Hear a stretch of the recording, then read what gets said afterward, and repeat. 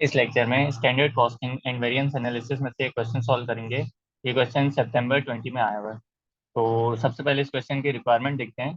Calculate the following variances. Variance calculate करने हमने material price and usage variance, labour rate efficiency और idle time variance, variable overhead का expenditure efficiency variance और fix overhead का expenditure and volume variance.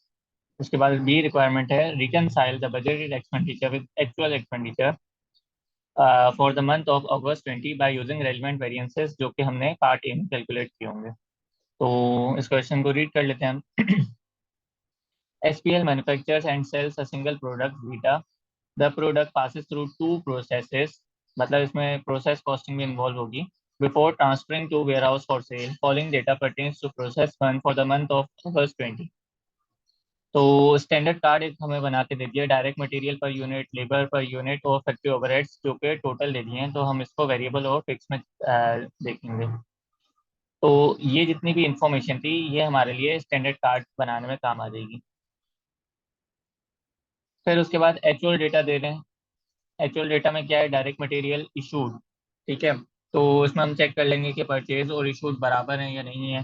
फिर direct labour paid, direct labour paid जो है वो एक्चुअल जो डायरेक्ट लेबर पेड है वो यहाँ पे हमें दे दिए हैं। फिर उसके बाद वेरिएबल फैक्ट्री ओवरहेड्स हैं, फिक्स फैक्ट्री ओवरहेड्स हैं। फिर ये एक्चुअल डेटा के बाद हमें direct material is added at the beginning of the process, ठीक है। ये हमें जो है वो क्वांटिटी शेड्यूल और इक्वलेंट जो प्रोडक्शन है वो इक्वलेंट यूनिट्स फाइंड करने का डेटा दे दिया सारा। फिर उसके बाद कह रहे हैं पॉइंट 5 में 10% of direct labour hours were idle, ठीक है। 10% टाइम जो आइडल है due to machine break down but fully paid. तो उसके बाद है S L uses FIFO, first in first out method for inventory variation. तो इस क्वेश्चन को सॉल्व करते हैं। तो इस क्वेश्चन को सॉल्व करने से पहले एक समरी लेक्चर जो मैंने प्रिपेयर किया हुआ है जिसकी वीडियो भी अपलोड की हुई है, तो उसको लाजमी देख लें। उसमें मैंने सारी चीज़ें जो हैं डिटेल्ड में कवर की हुई हैं कि स्टैंडर्ड कार्ड किस तरह से बनता है, क्यों होती है, इसकी ज़रूरत नीड क्यों होती है, क्वांटिटी शेड्यूल की नीड कब पड़ती है, इक्वल प्रोडक्शन कब फाइंड करते हैं, सिमिलरली मटेरियल के सारे वेरिएंसेस, फिर उसके बाद लेबर के variance, variable overhead, fixed overhead, sales के वेरिएंस, फिर उसके बाद रिकन्सिलेशन किस तरह से बनती है। और अगर कॉस्ट की रिकन्सिलेशन मांगी हुई हो जो कि इस क्वेश्चन में भी है सितंबर 20 वाले में, तो वो किस तरह से बनेगी। तो इसको लाजमी एक मरतबा अगर डिटेल में चीज़ें देखनी है तो यहाँ से समझ लें। तो अभी जो है अपना सितंबर 20 का क्वेश्चन सॉल्व करते हैं। इसमें मैंने सिर्फ जो रेलिवेंट इन्फॉर्मेशन है उसको रखा है। तो इसको साथ साथ समझते हैं और इनको सॉल्व करते हैं। तो सबसे पहले जो है हमें स्टैंडर्ड कार्ड बनाना पड़ेगा। तो स्टैंडर्ड कार्ड की जो इन्फॉर्मेशन दी हुई है उसको देखते हैं। Direct material per unit 1 kg at the rate of 75 at rupees 75, 1 kg at rupees 75। तो ये आ जाएगा 75।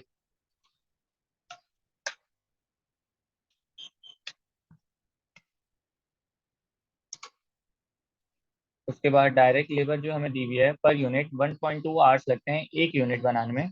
1.2 आवर्स लगते हैं एक यूनिट बनाने में eight rupees 40 per hour. 1.2 hours लगते हैं एक यूनिट बनाने में 40 पर आवर का एक, तो अमाउंट आ जाएगी मल्टीप्लाई करके। उसके बाद factory overhead per unit 150% of direct labour hours, मतलब लेबर आवर्स से लिंक किया हुआ है इसको। फैक्ट्री वेरिएबल या फिक्स ओवरहेड को, फैक्ट्री ओवरहेड को हमने लेबर आवर्स से लिंक किया हुआ है। तो इसका मतलब कि यहाँ पे भी 1.2 आवर्स लगेंगे एक यूनिट बनाने में और यहाँ पे भी 1.2 आवर्स लगेंगे एक यूनिट बनाने में, क्योंकि ये लिंक्ड हैं डायरेक्ट लेबर आवर्स से। Factory overheads are budgeted on the basis of 250,000 direct labour hours. तो ये हमें बजटेड आवर्स बता दिए 250,000 है। 40% of factory overheads are variable, उसके बाद बता दिया कि 40% जो फैक्ट्री ओवरहेड्स हैं वो वेरिएबल हैं। तो 150% ऑफ डायरेक्ट लेबर जो था, तो इसको अगर यहाँ रख के हम निकालें कि 150% ऑफ डायरेक्ट लेबर जो कि 40 है, ये क्या है हमारे पास टोटल फैक्ट्री ओवरहेड, ठीक है। इसका फिर हमें बता रहे हैं कि 40% जो फैक्ट्री ओवरहेड्स हैं वो वेरिएबल हैं। तो 60 का जो 40% है वो वेरिएबल है, तो 60 का जो 60% होगा वो फिक्स होगा। तो इस तरीके से ये हमारा यहाँ तक का स्टैंडर्ड कार्ड बन गया। तो आगे इनकी 24 × 1.2 और सिमिलरली 36 × 1.2। और मार्जिनल के हिसाब से टोटल कॉस्ट अगर कैलकुलेट कर लें तो वो इन सब का सम आ जाएगा। और एब्जॉर्प्शन के हिसाब से अगर कैलकुलेट करनी है तो उसमें एफ ओ एच भी आ जाएंगे फिक्स वाले, तो 195 की एब्जॉर्प्शन के थ्रू आ जाएगी। तो उसके बाद देखते हैं क्वेश्चन में क्या है। फिर हमें एक्चुअल डेटा दिया हुआ है। एक्चुअल डेटा में सबसे पहले डायरेक्ट मटेरियल इशूड दिए में 75 पर केजी, तो उससे पहले जो है हमें प्रोडक्शन निकालनी पड़ेगी। डायरेक्ट नहीं दी हुई तो इक्विवेलेंट प्रोडक्शन के थ्रू वो आएंगी। तो direct material is added at the beginning of the process. तो पहले देखते हैं opening and closing. Opening and closing work in process पर 25,000 यूनिट्स एंड 35,000 यूनिट्स। तो ओपनिंग जो वर्क इन प्रोसेस हैं वो 25,000 यूनिट्स हैं और ये 80% कंप्लीट है। इसका स्टेज ऑफ कंप्लीशन कितना है, 80%। और क्लोजिंग वर्क इन प्रोसेस जो है वो 35,000 है और इनका जो स्टेज ऑफ कंप्लीशन दिया हुआ है वो दिया हुआ है 60%। उसके बाद ये पॉइंट हमारा हो गया कंप्लीट। उसके बाद during the month 225,000 kg of direct material was issued to process 1 and 2 lakh units were transferred to process 2। तो आउटपुट वाले तो ट्रांसफर वाले जो हैं वो तो 2 लाख हैं, ठीक है। और जो प्रोसेस 1 में इशूड हो रहे हैं वो 2,25,000 है। अच्छा, अब यहाँ पे जो है ना क्वेश्चन में या तो मिस्टेक है या क्या है कि उन्होंने यूनिट्स नहीं दिए।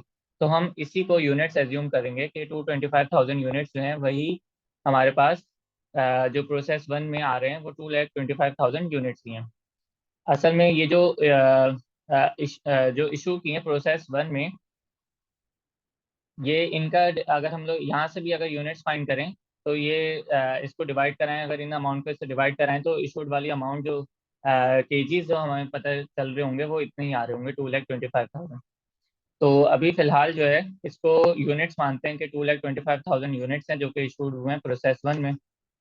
तो 225,000 यूनिट्स हैं। और ठीक है, उसके बाद डायरेक्ट ये पॉइंट भी हमारा हो गया। Direct material is added at the beginning of the process, conversion cost are incurred evenly throughout the process. Losses जो है वो 7% के हैं इनपुट। तो नॉर्मल लॉस जो है वो 7% है इनपुट का। उसके बाद however losses are determined at the time of inspection which takes place when product is 75% complete। तो इंस्पेक्शन स्टेज हमारे पास कितनी दे दी, 75%। 75% है इंस्पेक्शन स्टेज। तो अब इंस्पेक्टेड यूनिट्स हमें फाइंड करने हैं। ओपनिंग ओपनिंग की तो 80% है, मतलब इनके ऊपर ये इंस्पेक्ट लास्ट टाइम ही हो गए हैं। तो मटेरियल वाले इनपुट वाले होंगे और क्लोजिंग वाले 60% है, तो ये मतलब हट गए में तो ये नहीं होंगे, इसको लेस कर देंगे। तो 1,90,000 जो है हमारे पास इंस्पेक्टेड यूनिट आ देंगे। तो इंस्पेक्टेड यूनिट्स पे का 7% जो है हमारे पास नॉर्मल लॉस आ जाएगा। अब बैलेंसिंग फिगर जो आ रही है वो देखते हैं, अब नॉर्मल लॉस क्या आ रही है या गेन क्या आ रही है।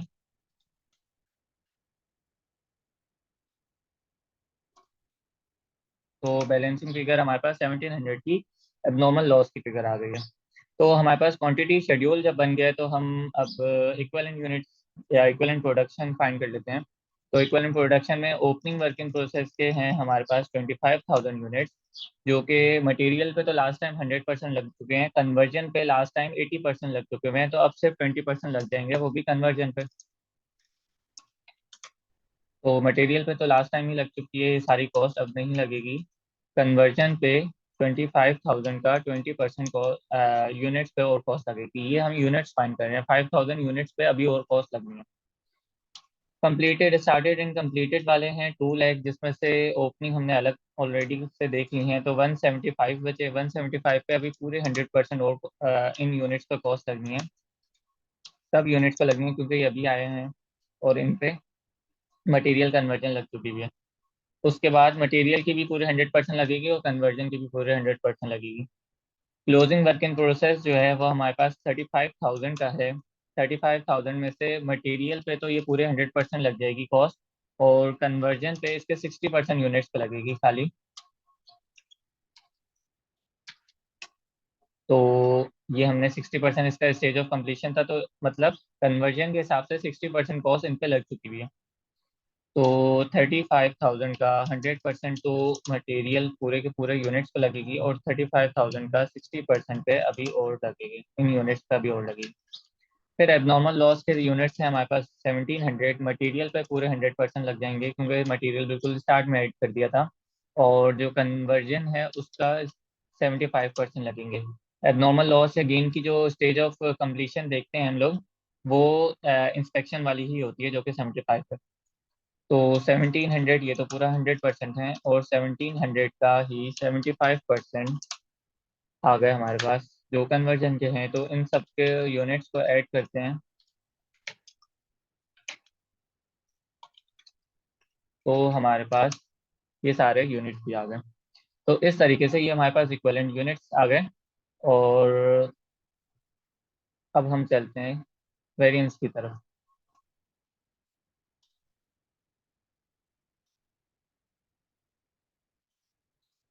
तो सबसे पहले है मटेरियल का वेरिएंसेस हैं। तो मटेरियल के वेरिएंस में देखते हैं कि मटेरियल परचेज और इशूड बराबर है या नहीं है। ठीक है, तो हमें कोई अलग से कोई फिगर नहीं दी हुई मटेरियल परचेज और इशूड की। तो अगर देखा जाए कि परचेज हमने 2,25,000 करें और इशूड की अमाउंट निकाली जाए, तो वो देखते हैं 6750 को इससे डिवाइड कराते हैं। 6750 को 75 पर केजी के हिसाब से, तो 75 से डिवाइड कराते हैं, ये मेरे पास केजी आ गए। फिर सिमिलरली 11,475 को 85 से डिवाइड कराते हैं, तो ये भी मेरे पास केजी आ गए। तो टोटल केजी अगर मैं चेक करूँ इशू कितने हुए हैं, तो 2,25,000 हुए हैं। परचेज भी इतने ही हुए हैं और इशूड भी इतने ही हुए हैं। यहाँ पे हम इसको परचेज भी यही मान रहे हैं, और जो यूनिट्स हमने क्वांटिटी शेड्यूल में रखे हैं 2,25,000 वो भी यही माने हैं, क्योंकि अलग से नहीं दिए हुए थे, तो हमने एज्यूम करके यही यूनिट्स माने।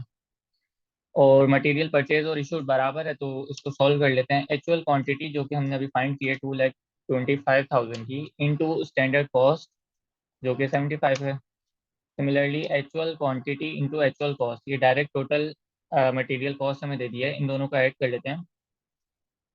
6750 प्लस 11,475, तो इन दोनों का जो डिफरेंस आएगा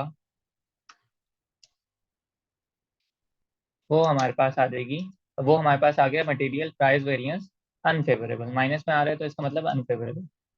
अच्छा, मटेरियल प्राइस वेरिएंस क्या होता है कि हमने देखना होता है कि हमने स्टार्ट में स्टैंडर्ड क्या बनाया था कि कितने में उस मटेरियल को परचेज करेंगे, इस एक्चुअल क्वांटिटी को कितने में परचेज करेंगे, और उसको हम कंपेयर कराते हैं कि हमने एक्चुअली कितने में परचेज किया। मतलब यहाँ पे हम प्राइस का डिफरेंस ले रहे होते हैं, क्वांटिटी को हमने एक्चुअली रखा हुआ है कि एक्चुअल क्वांटिटी कितने में हमने सोची थी कि पड़ेगी, मतलब जब हम परचेज करेंगे, और वो हमें एक्चुअली कितने में पड़ी, इन दोनों का डिफरेंस। फिर क्वांटिटी वेरिएंस में क्या होता है, ये तो हमने प्राइस वेरिएंस देखी है। क्वांटिटी वेरिएंस में क्या होता है कि हम बोलते हैं स्टैंडर्ड कॉस्ट, एक जो हमने कॉस्ट सेट कर ली है, ठीक है, दोनों जगह स्टैंडर्ड है। अब हम देखते हैं कि स्टैंडर्ड क्वांटिटी हमने कितनी सोची थी कि साल के शुरू में कितनी, फॉर एग्जांपल 10,000 केजी खरीदेंगे, लेकिन अभी हमने 12,000 खरीदे, तो ज़्यादा खरीद लिए। तो इस तरह से हम क्वांटिटी का चेंज देख रहे होते हैं यहाँ पे। तो अभी स्टैंडर्ड क्वांटिटी किस तरह से आएगी, एक एक यूनिट बनाने में 1 केजी का मटेरियल रिक्वायर्ड होता है। हमने जो यूनिट्स बनाने हैं इक्विवेलेंट यूनिट्स, जिन पर अभी हमारी और कॉस्ट लगनी है, वो है 2,11,700 जो कि हमने यहाँ पे फाइंड किए। ठीक है, इसको हमने मल्टीप्लाई कराना है स्टैंडर्ड कॉस्ट से कि हमने कितनी कॉस्ट सोची थी, तो वो हमने सोची थी 75। सिमिलरली यहाँ पे दोबारा फाइंड करते हैं actual quantity into standard cost, यहाँ पे ऑलरेडी हम फाइंड कर चुके हैं, लेकिन एक मरतबा दोबारा देख लेते हैं कि एक्चुअल क्वांटिटी हमने यहाँ फाइंड करी 2,25,000 इंटू स्टैंडर्ड कॉस्ट हमने रखी थी 75। तो इन दोनों का जब हम डिफरेंस देखेंगे तो वो हमारे पास अनफेवरेबल आ रहा है। तो ये हमारे पास मटेरियल के वेरिएंस कैलकुलेट हो गए। अब चलते हैं लेबर के ऊपर। तो अच्छा, अब लेबर हमने देखना है कि आइडल टाइम जो है, जैसा कि हमने यहाँ पे समरी में भी देखा था कि लेबर लेबर वेरिएंस पहले देखते हैं कि idle time not part of standard cost. ठीक है, स्टैंडर्ड कॉस्ट का पार्ट नहीं है आइडल टाइम। और फिर एक होता है कि आइडल टाइम जो है वो हम कंपनी ने स्टैंडर्ड कॉस्ट का पार्ट बनाया हुआ है। तो अभी इस क्वेश्चन में स्टैंडर्ड कॉस्ट का पार्ट नहीं बनाया हुआ, यहाँ पे कहीं पे भी नहीं लिखा हुआ क्वेश्चन में कि ये जो स्टैंडर्ड पार्ट बना हुआ है इसमें आइडल टाइम के अलग से हमें आवर्स नहीं बताए हुए। तो इसका मतलब है कि ये जो ज़ाया हुआ है टाइम, ये इसको हम स्टैंडर्ड नहीं बनाया हुआ इसका हमने। तो इसको सॉल्व करते हैं। Idle time not part of standard cost, ठीक है। जब भी हमने यहाँ पे जो है 1.2 आवर्स जो थे उसको actual hours, standard hours, idle hours अलग अलग नहीं किए। एक्चुअल आवर्स और एक्चुअल आवर्स वर्क होना चाहिए यहाँ पे।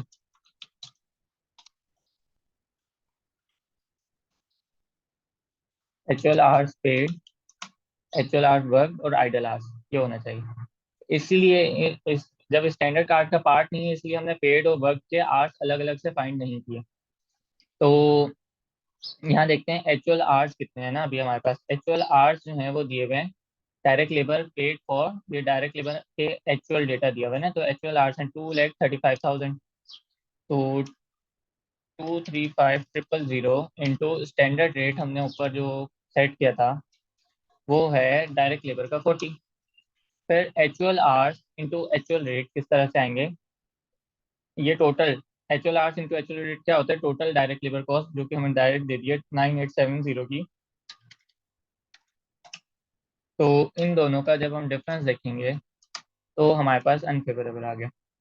फिर इसको हमने कंपेयर कराने standard hours into standard rate और actual hours into standard rate work वाले। एक्चुअल आवर्स यहाँ पे कौन से यूज होंगे, वर्क वाले। यहाँ कौन से यूज हुए थे, पेड वाले।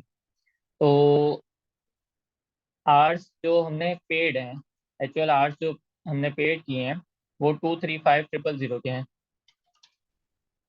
ठीक है। और इसमें बता रहे हैं कि 10% ऑफ डायरेक्ट लेबर आवर्स जो है वो आइडल है, मतलब मशीन में कोई खराबी हो गई थी जिसकी वजह से 10% जो टाइम था वो ज़ाया हो गया, यूज़ नहीं हो पाया। तो 10% जो है इसका वो आइडल आवर्स हैं। तो जो रिमेनिंग 90% होंगे वो वर्कड वाले होंगे। आवर्स वर्क कितना काम हुआ, ठीक है। तो अभी यहाँ पे हमने पहले देखते हैं स्टैंडर्ड आवर्स कितने हैं। स्टैंडर्ड आवर्स कैसे आएंगे, एक यूनिट बनाने में कितने आवर्स लगते हैं, 1.2। हमने यूनिट्स कितने बनाए, हमने कन्वर्जन के जो इक्विवेलेंट यूनिट फॉर कॉस्ट लगनी है वो 202275 है, ठीक है। यहाँ पे हैं हम लोग। और इसको हमने मल्टीप्लाई कराना है स्टैंडर्ड रेट से। स्टैंडर्ड रेट हमारे पास कितना है,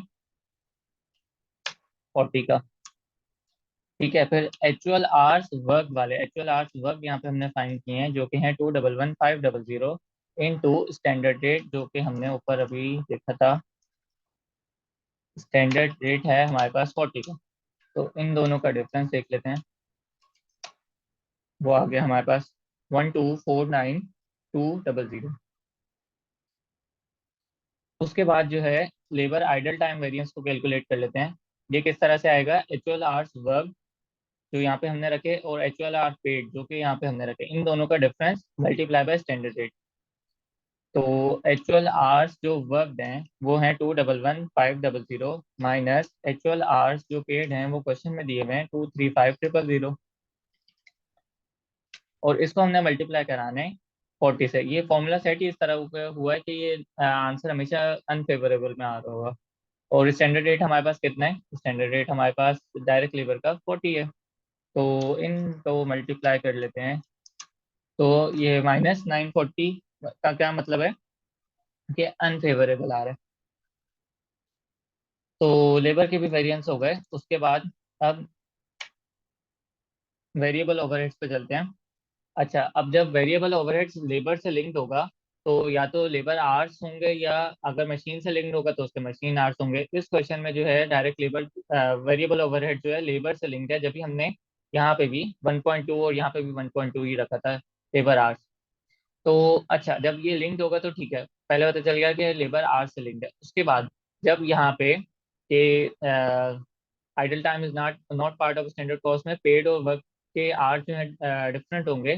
तो वेरिएबल ओवरहेड किस पे लग रहा होगा, पेड वालों पे या वर्क वालों। वेरिएबल ओवरहेड यूज ही वेरिएबल तब हो रहे होंगे जितना काम हुआ, जितने आवर्स जो है काम हुआ। तो इसलिए यहाँ पे हमने वर्क रखा है। एक्चुअल आवर्स कौन से यूज होंगे, वर्क कि कितना काम हुआ।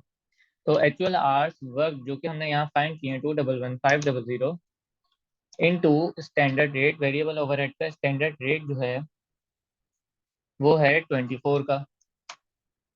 फिर actual hours into actual rate, variable overhead, total variable overhead direct दे दिए हैं क्वेश्चन में 6345 के। तो 6345 ये डायरेक्ट हमें दे दिए।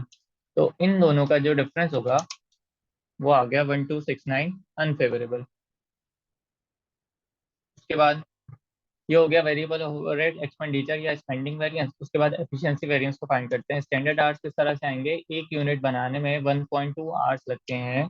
हमने जो इक्वलेंट यूनिट सेट किए हैं कन्वर्जन के लिए वो 202275 हैं, और इसको मल्टीप्लाई कराना है स्टैंडर्ड रेट से जो कि है 24। फिर actual hours into standard rate कैसे आएंगे, एक्चुअल आवर्स यहाँ पे भी वर्क वाले यूज होंगे। तो एक्चुअल आवर्स जो हमने फाइंड किए हैं वो हैं 211,500 into standard rate. Standard rate हमारे पास है 40 का, नहीं स्टैंडर्ड रेट हमारे पास है 24 का, 40 का तो डायरेक्ट लेबर का है। तो इन दोनों का जो डिफरेंस आ जाएगा वो हमारे पास 749,520 आ गया। फिर उसके बाद ये 749,520 आ गया। फिर उसके बाद फिक्स ओवरहेड फाइंड कर लेते हैं। फिक्स ओवरहेड में कितने हमें फाइंड करने थे, फिक्स ओवरहेड का एक्सपेंडिचर वेरिएंस और वॉल्यूम वेरिएंस। वॉल्यूम वेरिएंस को आगे कैपेसिटी और जो एफिशिएंसी वेरिएंस होता है उसको नहीं मांगा, उन्होंने सिर्फ एक्सपेंडिचर और वॉल्यूम वेरिएंस पूछा है। तो fix overhead expenditure variance budgeted FOH minus actual FOH. तो बजटेड एफओएच अगर क्वेश्चन में देखें तो कैसे आते हैं, ओवरहेड एब्जॉर्प्शन रेट कैसे निकलता है। बजटेड एफओएच को हम लोग लेबर आवर्स से डिवाइड करा देते हैं ना, बजटेड लेबर आवर्स से। तो लेबर आवर्स भी दिए हुए हैं और ओ ए आर भी हमें दिया हुआ है 36 का। तो बजटेड आवर्स जो है वो हमारे पास 250,000 है। 250,000 इंटू जो कि हमने ओ ए आर निकाला था जिसको हम स्टैंडर्ड रेट यहाँ पे बोल रहे हैं 36। उसके बाद एच ओ एच किस तरह से आएंगे, एक्चुअल एफओएच क्वेश्चन में ऑलरेडी हमें सीधे सीधे से गिवन है 11250, और क्वेश्चन मिलियन में चल रहा है तो 3 जीरो और लगा के चल रहे हैं। तो ये हमारे पास अनफेवरेबल आ गया। फिर ये बजटेड एफओएच सेम उसी तरीके से आया जैसे हमने यहाँ फाइंड किया, बजटेड आवर्स को स्टैंडर्ड रेट से मल्टीप्लाई करा दिया तो बजटेड एफओएच आ गया। और अप्लाइड एफओएच किस तरह से आएगा, स्टैंडर्ड आवर्स एक यूनिट बनाने में 1.2 आवर्स लगते हैं। हमने यूनिट्स जो इक्विवेलेंट सेट किए हैं वो हैं 202275, और स्टैंडर्ड रेट जो एफ ओ एच का है वो है 36 का।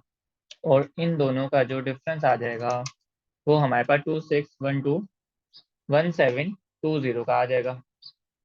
तो इस तरीके से ये सारे हमारे वेरिएंसेस जो हैं वो कैलकुलेट हो गए हैं। हमने सबसे पहले स्टैंडर्ड कार्ड बनाया। स्टैंडर्ड कार्ड में हमने ये आवर्स को पेड और वर्क में चेंज इसलिए नहीं किया क्योंकि ये पार्ट ऑफ स्टैंडर्ड नहीं था। आइडल टाइम जो है स्टैंडर्ड कार्ड का पार्ट नहीं था, इसलिए हमने नहीं किया इनको अलग। और फिर हमने क्वांटिटी शेड्यूल बनाया इक्वल प्रोडक्शन से। फिर हमने सारे मटेरियल जो भी रिक्वायर्ड थे वो फाइंड कर लिया। अब बी रिक्वायरमेंट में वो कह रहे हैं कि कॉस्ट रिकन्सिलेशन बनाएं। तो कॉस्ट रिकन्सिलेशन कैसे बनेगी, जैसे मटेरियल कॉस्ट वेरिएंस क्या होता है, ये तो प्राइस वेरिएंस और क्वांटिटी थे ना, इन दोनों के अलावा जो एक और मटेरियल कॉस्ट वेरिएंस होता है उसकी बात करते हैं। मटेरियल कॉस्ट वेरिएंस कैसे आता है कि स्टैंडर्ड आवर्स जितने सोचे थे और स्टैंडर्ड रेट जितना हमने सोचा था, जिसको हम लोग बोलते हैं स्टैंडर्ड मटेरियल कॉस्ट टोटल ना, उसको हमने कंपेयर कराना है। या उसमें से अगर हम माइनस करते हैं actual hours into actual rate जो कि actual machine actual material cost होती है, तो हमारे पास मटेरियल कॉस्ट वेरिएंस आ जाता है।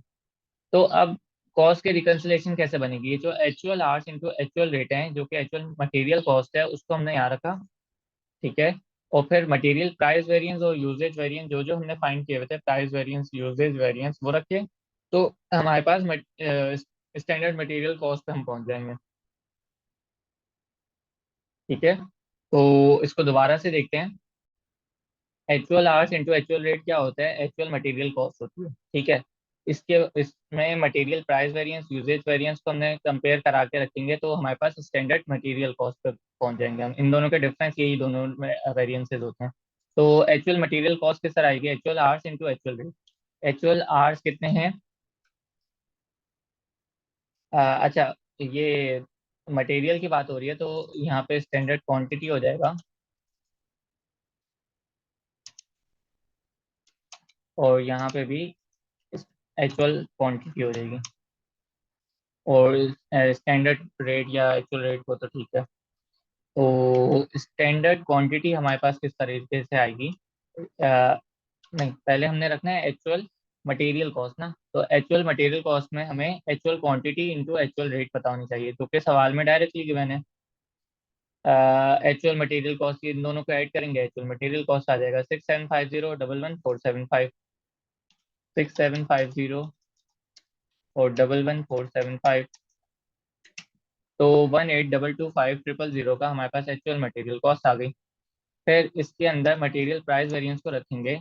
बेशक वो अनफेवरेबल था, जैसा भी था उसको डायरेक्टली यहाँ रख देंगे। माइनस में है तो माइनस में, प्लस में है तो मतलब फेवरेबल में है तो फेवरेबल में। मटेरियल क्वांटिटी वेरिएंस को रखेंगे। तो इन सब का अगर मैं सम करूं तो ये मेरे पास SQ into SR तक पहुंच जाएंगे हम लोग। Standard quantity into standard. और अगर ये डायरेक्टली निकालना चाहते हैं तो स्टैंडर्ड क्वांटिटी किस तरह से निकलेगी? एक यूनिट बनाने में मटेरियल का 1 kg लगता है। हमने जो है कितने यूनिट्स बनाए हैं? हमने यूनिट्स बनाए हैं 211700 इनटू स्टैंडर्ड रेट से मल्टीप्लाई कराने। स्टैंडर्ड रेट है हमारे पास 75 का। तो 15 ये सेम जैसे कि हमने यहाँ से चले तो ये फिगर आई थी, ये डायरेक्टली भी निकल सकती है। तो इस तरीके से मटेरियल कॉस्ट का वेरिएंस कैलकुलेट हो जाएगा। ओ, कॉस्ट रिकंसिलेशन हमारी मटेरियल की बन जाएगी। तो अब लेबर कॉस्ट को बनाते हैं। एक्चुअल लेबर कॉस्ट ये क्वेश्चन में डायरेक्टली गिवन थी। लेबर कॉस्ट 9870 की।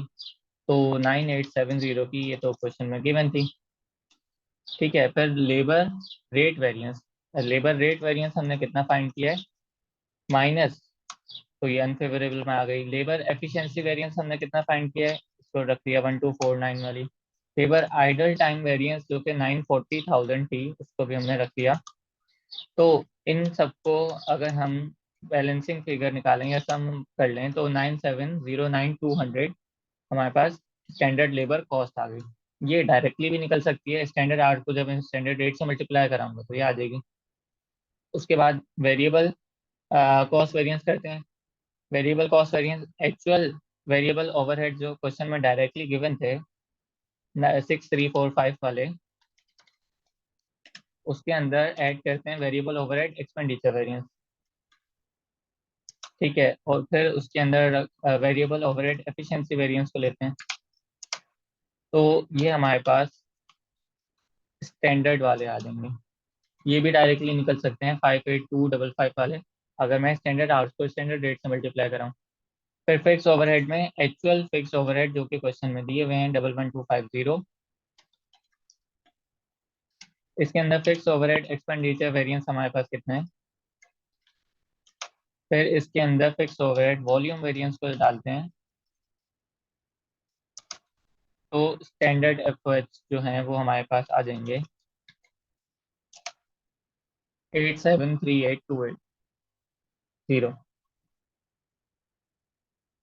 तो इस तरीके से जो है ये हमारी कॉस्ट की रिकंसिलेशन भी बन जाएगी। तो आई होप ये क्वेश्चन समझ आ गया होगा अच्छे से। यहाँ तक जो है तो वो तो नॉर्मल क्वेश्चन की तरह सारा कुछ चला, जो कि हमारे पास ए रिक्वायरमेंट थी और 17 मार्क्स की थी। तो ये तो बहुत ही आसान था। 17 मार्क्स लेना काफ़ी इजी था। अगर लेबर आर्ट्स में किसी ने मिस्टेक भी कर दी है कि यहाँ पे आर्ट्स वाले में, तो तब भी 15 तक 14 तक क्वेश्चन लेना इसमें कोई मुश्किल बात नहीं थी। और कॉस्ट रिकंसिलेशन अगर किसी को पेपर में नहीं भी बनानी आई, जो कि अगर पता हो तो सब कुछ हमने फाइंड किया हुआ है, सिर्फ रखना था, तो इसके सिर्फ 3 मार्क्स थे। कॉस्ट रिकंसिलेशन के सिर्फ हमारे पास 3 मार्क्स थे। अगर नहीं भी बनी होगी तो तब भी कोई इशू नहीं होगा। तो आई होप ये क्वेश्चन भी अच्छे से समझ आ गया होगा। तो that's all for this lecture.